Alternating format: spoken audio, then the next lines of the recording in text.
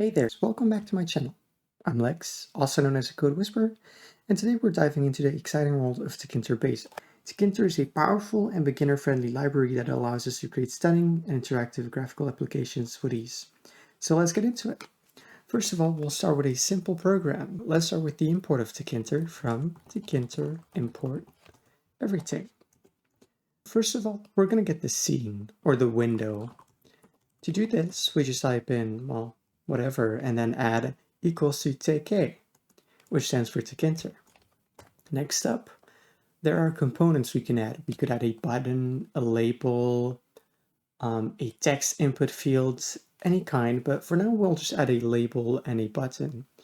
So my label, or just label, is equals to label, passing the window object, window, and then we have to specify some parameters. I'm going to keep it really simple and pass the text parameter here, text such as hello there. And now I could have a button, it's equals to button, also passing the window object, and text. You could also pass in a command, execute some function, or do something specific when you click on the button, but that's not for this video. And on here, I might just add subscribe to the Code Whisperer. Now, before these appear on the screen, we have to pack them.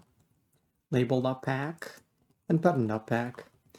The order in which you pack them is essential. You will see that very soon. If we now do window.mainLoop, our program will continue running forever until we say stop. So I'm launching it, and here it is.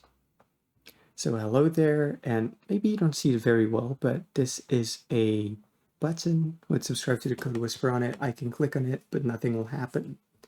Now, what would happen if I invert these statements? So I'll put button.pack above and label.pack below, and if I rerun this program, you can see that now the button is at the top level and the text is below. So it doesn't matter when you define these, it only really matters when you pack them. Now, what would happen if we remove the main loop? Let's try this, and let's also close our program. Well, if we do this, and we click, you'll see nothing is happening. That's normal.